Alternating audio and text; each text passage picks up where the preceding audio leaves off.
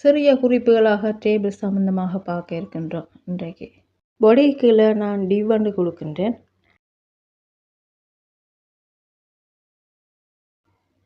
டிவ்வுக்குள்ள table கிளாஸ்ன்னு சொல்லி கொடுக்கின்றேன்.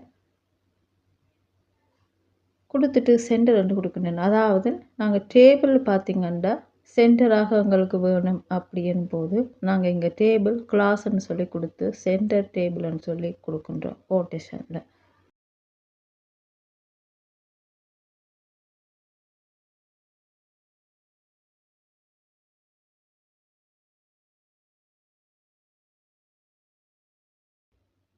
border பார்த்திங்கன்னா ஈக்குவல் 1ன்னு சொல்லி கொடுக்கின்றோம்.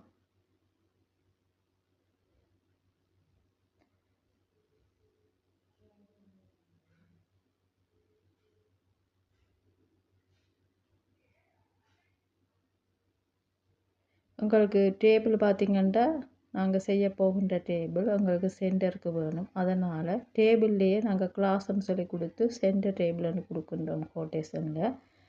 அதுக்கப்புறம் border பார்த்திங்கன்னா 1ன்னு சொல்லி நாங்கள் கொடுக்கின்றோம். அதுக்கடுத்து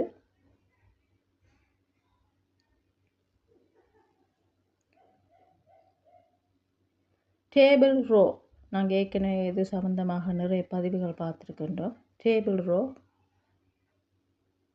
ஓப்பனிங் அண்ட் க்ளோசிங் ஆட்டோமேட்டிக்காக இதில் வர்றபடியால் நான் அப்படியே கொடுக்கின்றேன். அப்போ டேபிள் ரோ ஓப்பனிங் அதுக்குள்ளே பார்த்திங்கன்னா டேபிள் ஹெடர் அதில் ஹெடர் 1ன்னு சொல்லி கொடுக்கின்றேன்.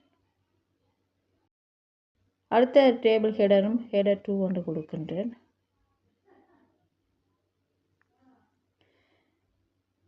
டேபிள் ரோவில் பார்த்திங்கன்னா உங்களுக்கு 2 டேபிள் ஹெடர் தேவையாக இருக்கிறது. அப்போ டேபிள் ஹெடர்ன்னு சொல்லி THன்னு சொல்லி கொடுக்கின்றேன்.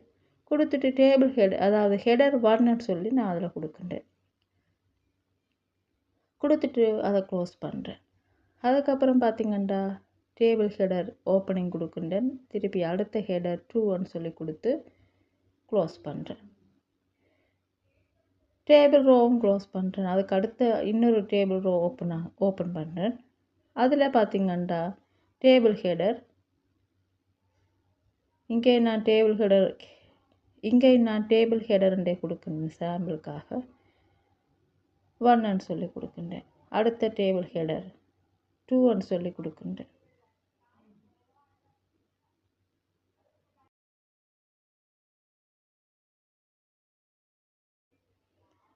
டேபிள் ரோவை க்ளோஸ் பண்ணுறேன்.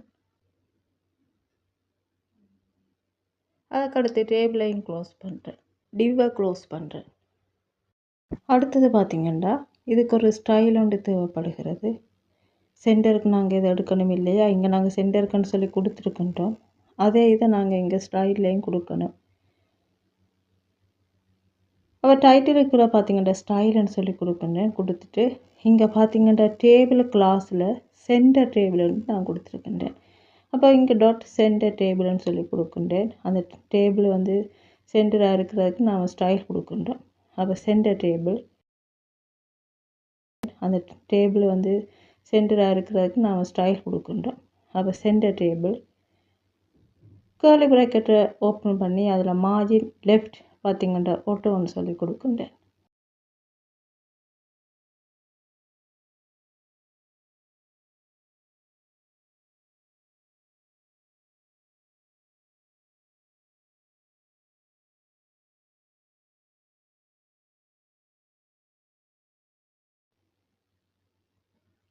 அடுத்தது மார்ஜின் ரைட் ஓட்டோன்னு சொல்லி கொடுக்கின்றேன். அதுக்கப்புறம் கேர்லி ப்ராக்கெட்டை க்ளோஸ் பண்ணி ஸ்டைலையும் க்ளோஸ் பண்ணுறேன். இப்போ உங்களுக்கு தேவை இந்த டேபிள் உங்களுக்கு சென்டராக இருக்க வேண்டும். அப்போ இதனுடைய அவுட்புட் பார்த்திங்கன்னா இந்த மாதிரி இருக்குது. டேபிள் சென்டராக இருக்குது. இப்போ இந்த டேபிளுக்கு பார்த்திங்கன்னா எனக்கு கொஞ்சம் ஸ்பேஸோட கொஞ்சம் அழகாக இருந்தால் நல்லா இருக்கும். கொஞ்சம் நெருக்கமாக இருக்கிற மாதிரி இருக்குது. இப்போ கொஞ்சம் ஸ்பேஸ் கொடுக்க அதாவது விட்டு சாடியாக இருந்தால் கொஞ்சம் நல்லா இருக்கும் டேபிள். அப்போ நான் அது ஏற்கனவே உங்களுக்கு கூறியிருக்கின்றேன் என்ன செய்யணும்ன்ட்டு. அப்போ table class equal quotation center table இருக்குது. border 1ன்னு கொடுத்துருக்கின்றோம். அடுத்ததில் செல் பேடிங்னு கொடுக்கின்றோம். Cell padding 10 px, cell spacing 5 pxன்னு சொல்லி கொடுக்கின்றோம்.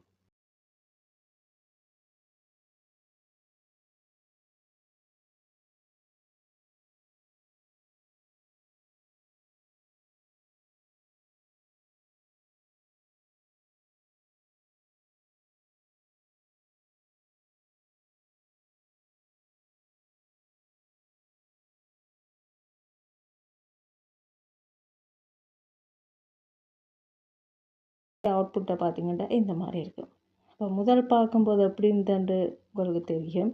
இப்போ நாங்கள் அதுக்கு கொஞ்சம் பேடிங் ஸ்பேஸிங் எல்லாம் கொடுத்துருக்கின்றோம் ஒவ்வொரு செல்லுக்கும். அப்போ அதனுடைய அவுட்புட் பார்த்தீங்கன்னா இப்போ எப்படி இருக்குன்றது.